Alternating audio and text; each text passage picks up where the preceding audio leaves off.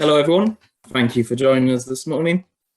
I'm Robert Parker Norman and I work here at IDWAL as a Marine Standards Officer. I'll be your host this morning, but before we get started, I'll just go through a little bit of admin. First of all, can I ask that you all remain muted throughout the presentation? And secondly, our panel will welcome any questions that you may have. So if throughout the presentation you do have a question, then please use the Q&A functionality at the bottom of your screen. We'll then have an opportunity to answer those questions at the end. If we do run short of time, I will ensure that all questions are followed up on and I'll circulate the overview after this session. So moving on to the presentation, joining me today on the panel are Stephen Jones of the Seafarer's Happiness Index, Captain Eve Vandenborn of the Standard P&I Club, and Tom Herbert, IDWAL's Senior Surveyor and Crew Welfare Advocate. So Stephen, if you'd like to give a brief introduction. Yes, hi. Very happy to be here and thank you for organising this. I'm Stephen Jones.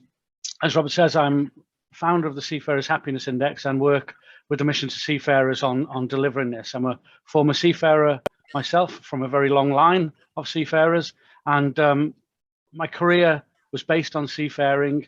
The lessons I learned at sea have been the kind of foundation of my career, and in moving ashore and various roles across the industry, I've always looked to hopefully try and ensure that the voices of seafarers are heard and the issues that face them are considered, and we try and find answers to make life at sea better for seafarers. So very pleased to be here. Thank you, Stephen. And Eve, if you'd like to give everyone a brief introduction. Thanks, Robert. Hi, good morning, good afternoon, everyone. Thanks so much as well, Robert, for inviting me and for organizing this. Happy to be here. I am Yves van den Borren. I'm based in the Singapore office for the Standard Club, but I look after the loss prevention for the club globally. I'm an ex-seafarer, similar to so many of us here, which puts me really close to the well-being of the seafarers. I've always had a really good interest in it, and since I joined the club about 13 years ago, I've tried to really put an emphasis on the well-being. So I'm happy to go through this and answer any questions. Thank you. Thank you. And finally, Tom, if you'd like to introduce yourself. Thank you, Rob. Good morning, all. As Rob said, my name is Tom Herbert. I am the Senior Marine Surveyor and Crew Welfare Advocate here at IDWAL. Prior to working at IDWAL, I myself worked at sea as a deck officer, primarily on oil and gas tankers for 7 years. I have now been at IDWAL for almost 3 years, and I've been lucky enough to see the company grow into what it is today. And I'm delighted to be on this panel today to discuss a topic that I am passionate about. Thank you. So the question that's brought us all here today is, does seafarer well-being have an impact on the integrity and risk of a vessel? So that, Stephen Jones is going to start us off by setting the scene and giving us an overview on the current situation as reported in the last quarterly index results. Over to you, Stephen. Thank you. Yes, so seafarer happiness, does it matter? And if it matters, in what way and what can we do about it? The Seafarer's Happiness Index has been going for about 8 years now. It started as part of a social network for seafarers, and we wanted to find out what was going on, what was having an impact on the lives of those at sea. So we devised 10 standard questions based loosely on what some of you might have come across and know as Maslow's hierarchy of needs. It's about what we as humans desire and need as we move through our lives. So from the basics of food, oxygen, etc., through to the various things that make life better. So we asked ourselves, well, what makes life for seafarers? What are the impacts that have on them? So we came up with 10 standard questions, which run from how happy are you generally, through to connectivity, wages, food on board, interactions, workload, welfare that you receive. And we've started to try to build a picture of what life at sea feels like, from not just the professional issues, but personal ones as well, because lest we always should never forget that seafarers live on the vessel. It's their home as well as their work life. So this is a balance that has to be kind of understood and can't ever be ignored. So we look at the circumstances that seafarers are faced with, the challenges, the positives, and hopefully we're able to share that with the industry. And thankfully, thousands of seafarers every year take the time to share their thoughts. Next slide, please, Sue. they tell us lots of things. They tell us what they fear, what they hope, what they desire, what they dream, all these wonderful things that seafarers want and need. Every quarter, we ask the same questions and the results come back. And as you can see there, that's really the curve over the past year or so of the happiness levels throughout COVID. And it matches pretty much well the kind of infection rates globally. So it started off, there was a dropping away, then there was some optimism, then it dropped again. And the most recent quarter we had was the lowest results we've ever had. And every single aspect of the 10 questions was a downward trend. So the next quarter, which we're just about to go and analyze, is going to be pivotal. You know, is this a downward trajectory, or is there any signs of hope coming? What seafarers tell us, well, they want better connectivity, they want better food, they want shore leave is a massive issue. The fact that so few seafarers are even getting the slightest bit of break away from a vessel. They want wages to reflect what they feel is the work done. And unfortunately, many of us are feeling a cost of living crisis, and that's felt acutely by seafarers as well. They want training that reflects the job that they do, and the talk of future vessels and all these kind of data-driven analytics. They want to feel trained and part of that. They want entertainment, they want exercise, they want people ashore to understand them. The links between management of shipping companies, owners and managers, how they treat seafarers, how they instruct them, how they deal with them. They want to feel respected by those ashore. And they also want to feel under less pressure from workload, from the kind of pressure cooker sense sometimes on board vessels. And some of them feel that there's a need to have more people on board the vessel because the workload is frankly getting out of hand. So next slide, please. So we talk to them about happiness. How do you feel? What is your life like? What are the impacts on you? Now that's great in itself, and you know, we're proud of what we do, thousands of seafarers, as I say, but that's not enough. We need this barometer of sentiment. We need to understand how seafarers feel, but we need to do something with that. And this is why it's so great to have the support of the Standard Club and also IDWAL now starting to find answers. So particularly from the IDWAL perspective of looking at the standard of ships, what is the well-being impact on the standard of ship? So we can understand, so we can find what needs to be changed and how, so we can bring about, excuse me, the solutions, because otherwise we'll just have problems forever. Next slide, please. So the numbers are vital, and we ask them to mark themselves out of 10 on how they feel. And as you saw in that graph earlier, dodges around the 6 out of 10 mark. What does that mean? Well, we don't really know until seafarers tell us. And this is really one of the most powerful aspects of the happiness index. The numbers are important, and they're the hook which drives debate. They're the thing that allows us to mesh with the gears of industry and with IDWAL's grading of vessels and starting to understand the impact. But it's the stories from seafarers. It's their well-being. It's how we move this forward, how we talk to seafarers, how we listen to them, and what pressures they're going through and how we translate that into moving forward. Next slide, please.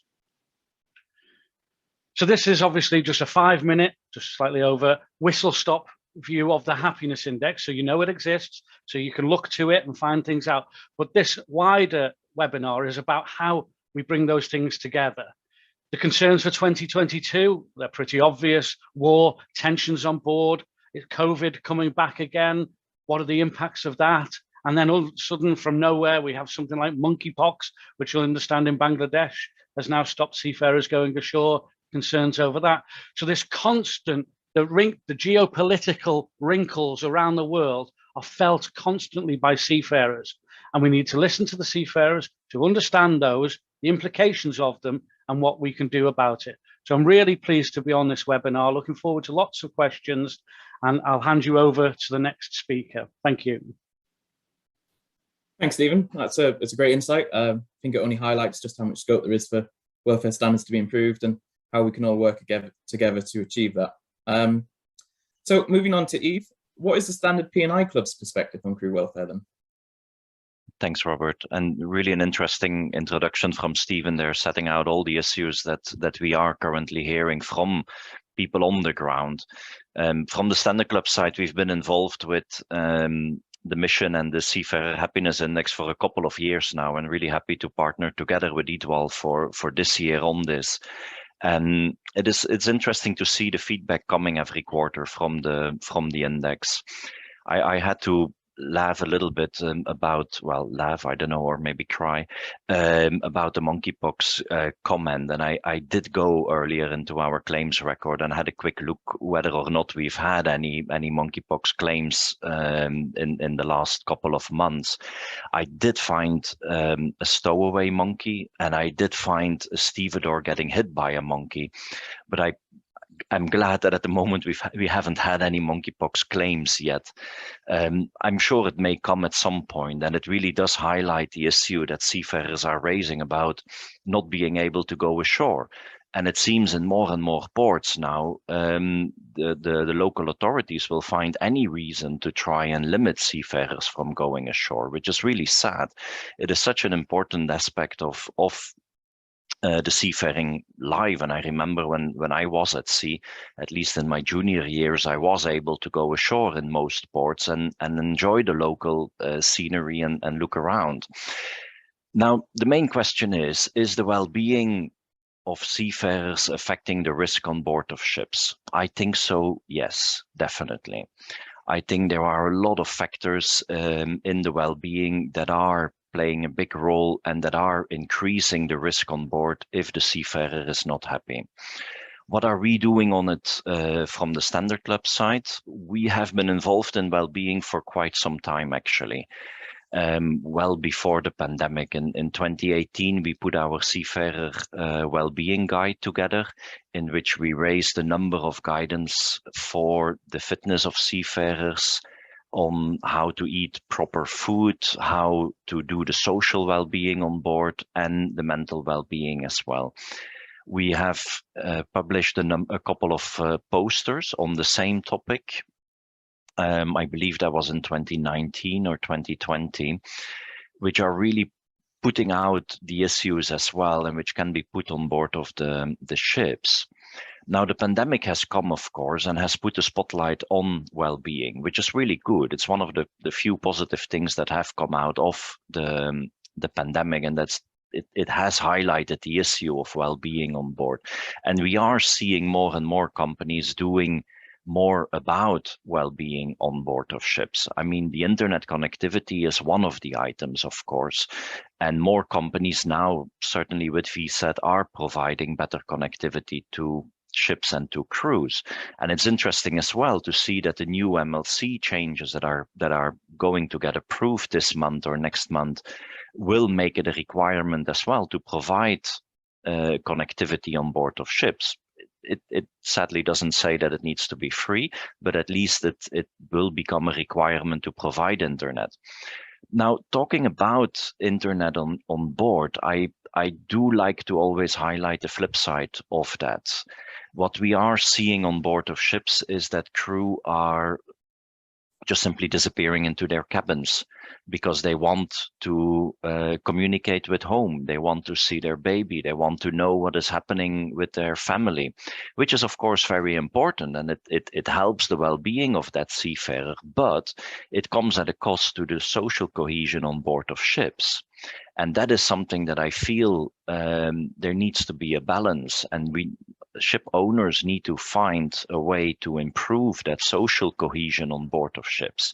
If you are able to get a happy crew on board, if they start caring for each other instead of only care for their own part or their own family, they will improve the safety culture on board of ships. And I think that is important, that companies are trying, be it a barbecue, be it a ping pong tournament, karaoke. Different nationalities have different ways of gelling together. So I think that is really important, that balance is kept. One other interesting part that I found is the ISWAN recently, I think a couple days ago, released their new report on social interaction matters. And one of the recommendations coming out of that report, which quite interestingly runs along really well with what is coming out of the happiness index, And EASE-1 is recommending to put, how do they call it, a social ambassador on board of ships, which I think is a good idea, which I actually included in my 2018 well-being guide as well, where I put forward the idea of having a mental champion on board of ships. And I think it would be good, similar to you have a security officer on board, that you have somebody who looks after the social well-being of the seafarers on board. I'm not sure where I am with my time, but I'll probably stop, Robert, and I'll take up more questions later. Thanks. Thanks, Eve. It's fascinating, to be fair. So, Tom, why is crew welfare so important to IDWAL then? Thank you very much, Robert. So to start, I would like to better explain what I mean when I refer to the term crew welfare. It can be broken down into 3 sections: social, mental, and physical. Each section is equally important and all must be considered when attempting to create an assessment of welfare on board a vessel. So why is crew welfare important? I would like to start by sharing a small anecdote. Last summer, I was in the shop looking to buy some garden furniture and saw that there was none available. I looked in several other shops, but to no avail. I then looked online and it was the same situation. Everything was either sold out or not available. I was curious as to why, so I did some brief research, and the cause was something I'm sure everyone here will be well aware of: the grounding of the Ever Given. This caused the Suez Canal to be blocked for a short period of time, but enough to ensure a delay in delivery of several summer items to the UK, like garden furniture and even garden gnomes. I believe this is a very good example that highlights the importance shipping has in the global industry and how reliant we are upon it. But who runs the vessels? We know that they are not autonomous just yet. It is, of course, the crew. In theory, a happy crew leads to a well-run ship and vice versa. As already mentioned, the internet and social media have become ingrained in modern life, more so since the pandemic, as I'm sure everyone here is now an expert in Zoom meetings and Microsoft Teams calls. When crew leaves join a ship, they are often leaving that part of their life behind. Not only are they leaving the ability to physically see their loved ones, they can also become isolated from a common way of communicating with friends and family. It is important to be able to bridge this gap, and it is by improving crew welfare that we can look to do this. I think it is also important to ask, what are the risks of not having appropriate welfare facilities on board? In general, the shipping industry has in the past been reactive rather than proactive. Incidents have historically led to widespread change throughout industry, and we should not wait for any potential incident or accident to occur, more so when we can see the issue is currently present. So why is this topic important to IDWAL? Our internal technical team is comprised of ex-seafarers, all of whom have a wide range of experience. As such, they empathise with the challenges seafarers face daily. Our pool of over 350 surveyors who conduct over 3,000 inspections a year are on board vessels throughout the world on a daily basis and see firsthand these challenges. In order to better highlight this issue, we are included in various other initiatives, including being a sponsor of the Seafarers Happiness Index, as already mentioned. I myself am an active member of my local Port Welfare Committee based in South Wales. And our head of marketing, Sue Henney, is a trustee for the International Seafarers Welfare and Assistance Network, ISWAN. It is important to make clear that we are not discussing this issue to simply raise awareness. Our aim is to make a difference to the welfare of seafarers. IDWAL are in a unique position, and we must use our voice to amplify these issues to push for positive and tangible change. This graph shows the suspected link between vessel condition using IDWAL data as shown on the left side, indicated by the green line, and the seafarer's happiness score as shown on the right-hand side, indicated by the blue line. This data is taken from the last quarter of 2021. As you can see, this is split over 5 different vessel types: bulkers, containers, tankers, ro-ros, and offshore. This graph suggests a possible correlation between vessel condition and happiness on board, with correlation being the lower the condition score of the vessel, the less likely the crew are to have a high happiness index score.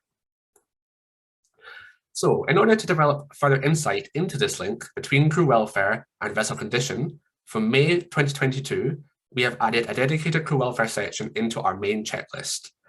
At IDWAL, our surveyors work within a rigid framework, where they gather over 500 different data points on their inspection checklist whilst they are on board. Traditionally, this has covered condition and management of the vessel, but we have now extended that to include crew welfare. This comprises of 12 questions that allow us to develop an objective assessment of the welfare conditions on board a vessel. A lot of thought and debate went into each question to ensure that each was practical in nature. By this, I mean any item we raise as a potential negative can be simply rectified by the vessel's owner or manager. For example, if there is no Wi-Fi system installed on board, one can be installed. If a vessel has inadequate gym facilities, better equipment can be ordered and delivered to the vessel. It is also important to mention that these new questions allow us to better highlight vessels where crew welfare is to a high standard. The results of these questions will impact the vessel's overall Idwell grade. This means that should a vessel have poor crew welfare, it will be highlighted in the report. I believe this increase in emphasis helps to further bring a vital issue to the forefront of every individual who reads one of our reports. And it is only as more and more people become aware of how important this issue is that widespread and significant change can take place. Thank you. Thanks, Tom. So, as you can see, seafarer happiness can have an impact on key aspects of shipping, and not always in the most obvious of ways. Hopefully our discussion this morning has given you some food for thought, and I can already see that we've received quite a few questions, so we'll now move on to the questions and answers. Just a reminder, if you do have a question, then make sure you use the Q&A functionality at the bottom of your screen, and we'll answer them. So moving on to the first question, and that is, will investing in crew welfare automatically improve the condition of a vessel? Tom, would you like to answer that one?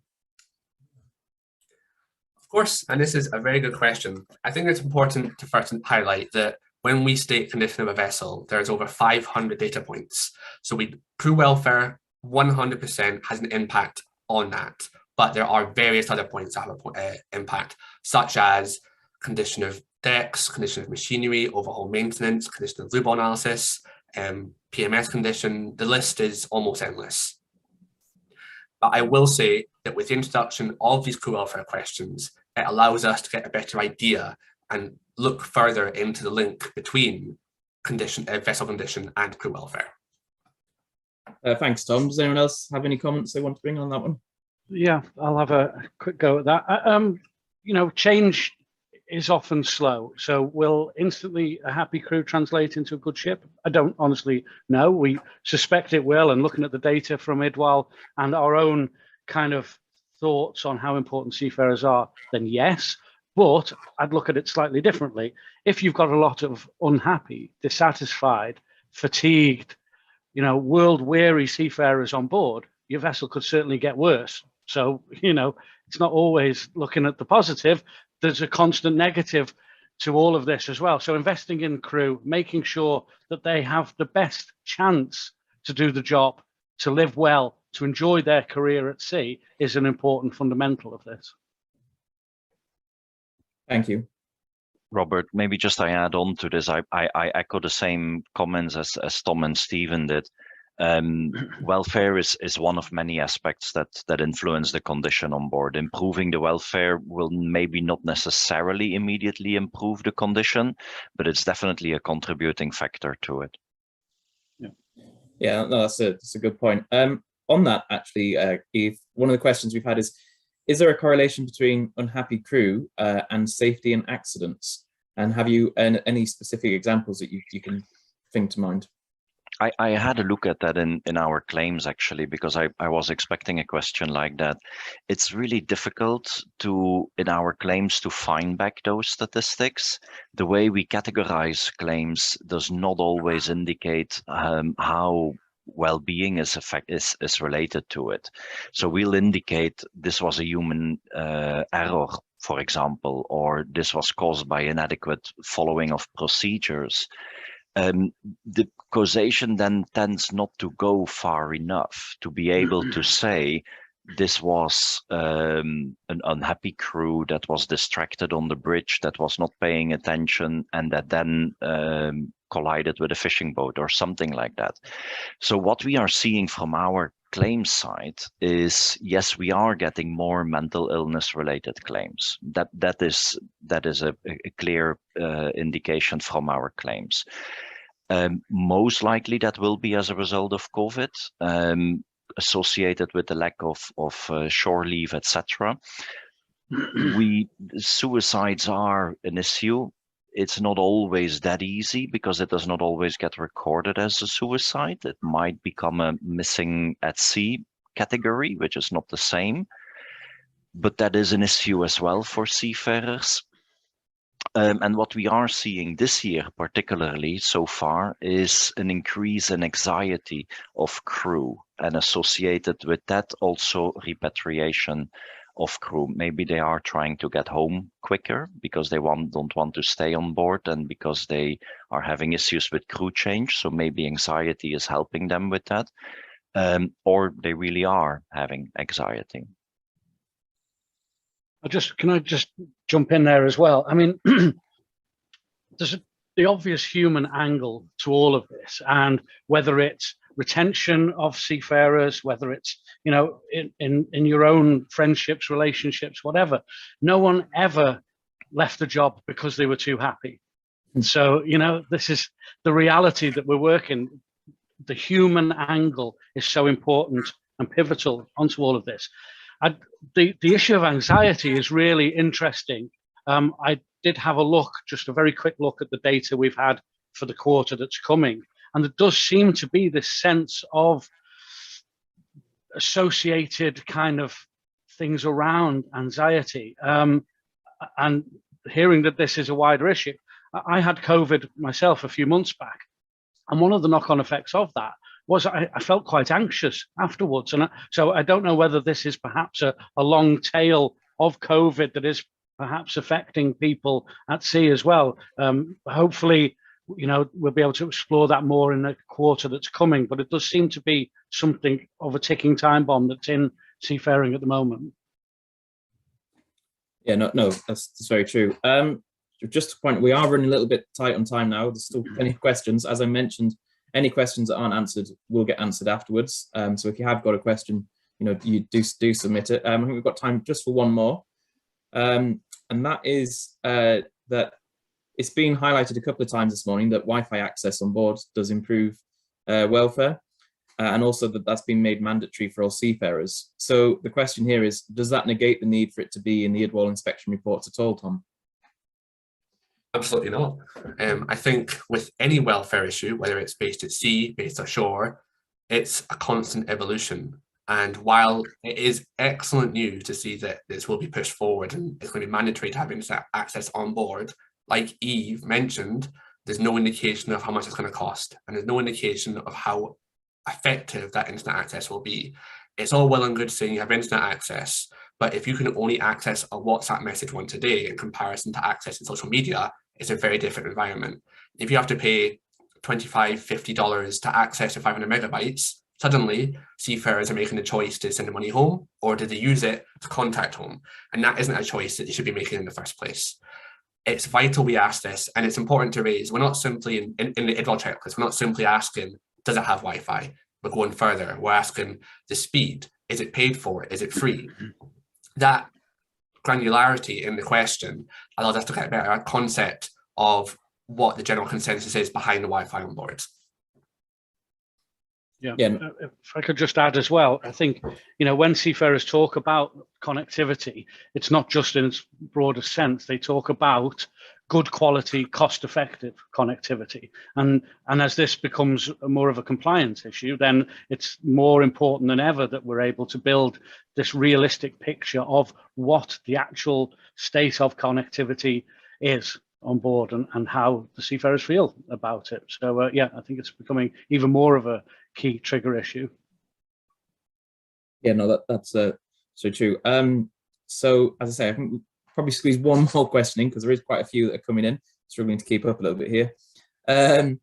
So that is that, do the panel have any examples of where unhelpful and unpleasant interpersonal behaviours have been addressed as part of safety improvements? This is in relation to well-being often being impacted by bullying and harassment, and the impact that that can have on the running of the vessel. Anyone want to answer that one? Over the course of the Ukraine-Russia conflict, the last quarter results definitely started to cover those difficult interrelationships on board more and more. stories of a master and chief officer who would not communicate with each other. The safety and also the social implications on board are obvious in that. You know, a tight-knit crew is pivotal to a good vessel, and if they're not able or willing to communicate with each other, then the safety implications, you know, are there and real. So that's a kind of ongoing live example, if you like, of the difficulties of social interaction on board. I think just to add on top of that, at my local Port Welfare Committee meeting, the last one I was at last month, this was an issue raised as well. And I was speaking to two of the chaplains who were on board vessels all throughout South Wales. And this was a very common theme, this divide that has been developed between Russian and Ukrainian seafarers, so much so that they wouldn't be in the same room together. Yeah. And if they can't be in the same room together, how are they supposed to communicate to safely navigate a ship from A to B? And I think this is something that I highlighted when I asked about what is the risk of not having appropriate welfare facilities or appropriate support on board. The risk here is that a ship grounds or it ends up in a fight and someone gets injured. It's a very volatile situation, and the chaplains I spoke to used the term ticking time bomb. Realistically, it's only going to get worse until it's addressed properly. Yeah, and no, sorry. Yeah, sorry, Robert. Let me just add on one point to this. I know we're running over time, but I think it is, all the points mentioned are really valid and important, but I want to emphasize that we need to raise the awareness and we need to educate the shore side as well. If the shore side does not have the proper procedures in place to be able to deal with the bullying on board of ships, then on board nothing is going to change. If they are not putting proper procedures in place to when and where on board of ship Wi-Fi can be accessed, it will create problems. If we are seeing ships where the crew is going on board of the bridge while passing through Singapore Straits just because they are having a better reception on the bridge, but that is distracting the navigators from doing their job, and those procedures should be clearly put in place. Another example of the so-called benefits of having really good communication means on board is the operational department telephoning the captain half an hour after departure. Where is your departure message? While the pilot is still on board and the ship hasn't even properly sailed yet. So I think there are a lot of this kind of examples where education of the shoreside people is important, in addition to being able to provide those means of communication on board. Yeah, no, that's a very good point. I think we've all experienced the interference that can come from having a mobile phone on board. And too much connection almost. So I think, as I say, we are running over. There's so many questions though. We will answer those that we don't answer in the panel. We will share them afterwards. But I think the last question then is with regards to crew fatigue. He's asking, what are your views regarding crew fatigue as a result of having unlimited time connected to Wi-Fi and internet on board? Obviously with people perhaps staying up longer than they should be between watches in order to communicate to home. Tom, do you have a view on this one? I think this is an excellent question, and I think really it overlaps two issues. So fatigue on board vessels is nothing new, as both the other panelists, Eve and Stephen, have raised. It's hard work being at sea, and the number of tasks are increasing, and it's constant, and it's a high risk, high pressure environment. As we all know, if something goes wrong, more often than not, you'll end up on the news because it's a catastrophic event. That's always in the back of the mind of seafarers. So as they're working long hours, it's like fatigue is already an issue. But I don't think that it's fair or it's accurate to assume that if there was unlimited access, that it would only be used to all the time. Seafarers are professionals. They do the job day in, day out. And the best example of that is over the pandemic. The boats kept coming back and forth. Food, energy, oil, clothes, everything came back and forth all throughout the world. It didn't stop when everything else did. So I think we can trust them as adults and as responsible professionals that they are, and give them this ability to contact home. So after a hard day's work, like anyone would have, they have the ability to call their wife or their mother or their son, whoever they want to call, and say, oh, I had a rough day. How was your day? And that can make the world of difference when you're alone. I think that's a good point. Sorry, go on, Stephen. Yeah, I mean, certainly that comes across in the happiness index, that people saying that having the ability to talk to home makes the difference to their lives. I think also as well, we need to be careful that, you know, there's a slight implication that one type of fatigue is better than another. It's okay if they're fatigued as long as they got knackered doing work, whereas if they're tired because they were playing silly beggars, then it's their own fault.